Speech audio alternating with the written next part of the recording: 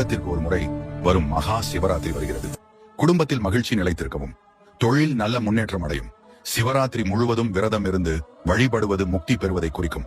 அந்த நாள் மிகவும் சக்தி வாய்ந்த நாளாகும். அன்று நாம் முழுமையாக விரதம் இருந்து வழிபாடு செய்ய வேண்டும். ஆனால் அந்த நேரத்தில் இந்த தவறை மட்டும் செய்வது கூடாது. அது என்ன என்று தெரிந்து கொள்ளும் முன் நண்பர்களுக்கும் ஷேர் செய்யுங்கள். இந்த வருட சிவராத்திரி பிப்ரவரி மாதம் 15ஆம் தேதி மாலை 5:04 தொடங்கி அடுத்த நாள் மாலை 5:34 வரை இருக்கும். அப்படி வரும் நாள் இரவு முழுவதும் உறங்காமல் இருக்க வேண்டும். ஏன் என்றால் பிரபஞ்சமே முழு ஆற்றலாக இருக்கும் நாள். அந்த ஆற்றல் பல சக்தி வாய்ந்ததாக இருக்கும்.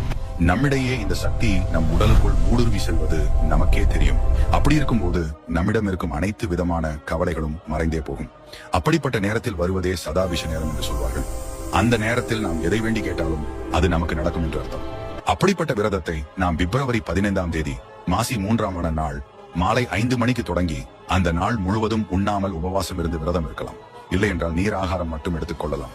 அன்றைய நாள் இரவு முழுவதும் விழித்திருந்து விரதம் இருப்பது அவசியம். இருப்பினும் இந்த நேரத்தில் சிவனுக்கு வில்வ இலை கொண்டு பூஜை செய்வது மிகுந்த பலனை தரும். முழு தியானத்தில் இருப்பது ஈசனின் முழு அருளையும் பெறலாம் என்பது சித்தர்கள் கூறியது. விரதம் முடித்த பின்பு இந்த நேரம் வரை கோவிலில் தியானம் இருப்பது சிவனின் பரிபூரண ஆசீர்வாதத்தை பெரும். நேரம் தவறாமல் இந்த நேரத்தில் சிவனை வணங்க வேண்டும்.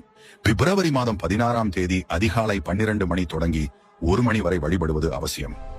இரவு முழுவதும் விழித்திருக்க டிவி பார்ப்பதோ பக்கத்தில் இருப்பவர்களுடன் உரையாடிக் கொண்டு விளையாடிக் கொண்டிருந்து கழிக்க கூடாது.